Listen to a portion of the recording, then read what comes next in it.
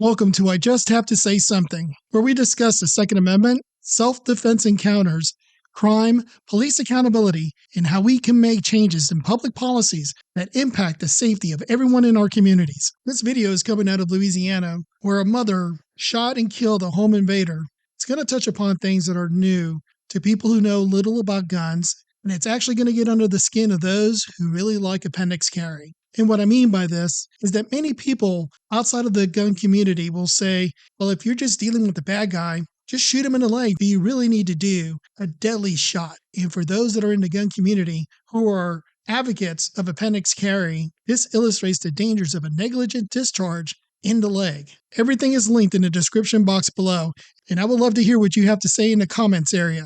If you are a new or returning viewer, please consider hitting that like, subscribe, and notification bell to keep up with our latest videos. Let's dive into this. Allen, out on parole, is dead tonight after being killed by a homeowner during a break-in. It turns out this was the end of a violent day for that intruder when he ran into a Tangipahoa Parish mother who refused to be a victim. Yeah, and Mike McDaniel has more for us tonight.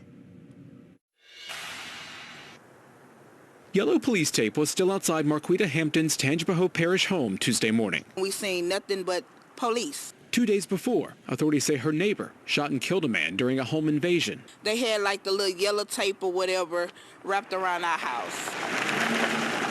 It happened early Sunday morning at the Hillside Mobile Home Park on Klein Road, just outside of Hammond. It's incumbent upon the homeowner or a person to use reasonable force to protect themselves. Chief Jimmy Travis with the Tangipahoa Parish Sheriff's Office says 51-year-old Robert Reams broke into the woman's home while she and her 2 young kids were asleep.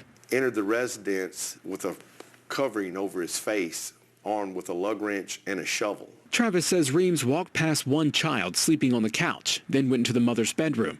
After a scuffle, the mom grabbed a gun and shot Reams in the upper thigh. Subsequently hit a femoral artery and he bled out on scene. So you may have heard in other videos, I was a paramedic firefighter, and I can safely tell you that a shot to the femoral artery, in most cases, unless you get shot in front of a level 1 trauma center, is probably going to be proven fatal.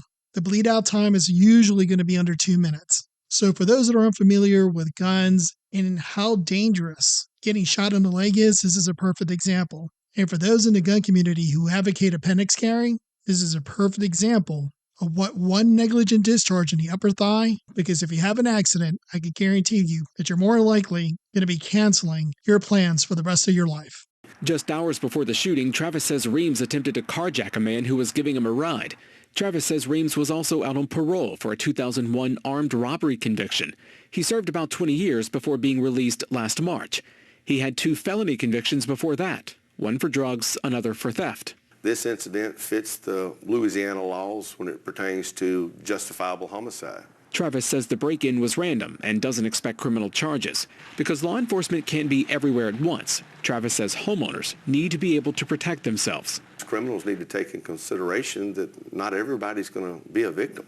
I really love the attitude of this sheriff because he calls it out. They can't be everywhere at all times, and that every person in his community should have the right to defend themselves. Make sure to carry safely and legally, and always be ready to defend yourself and those that you love.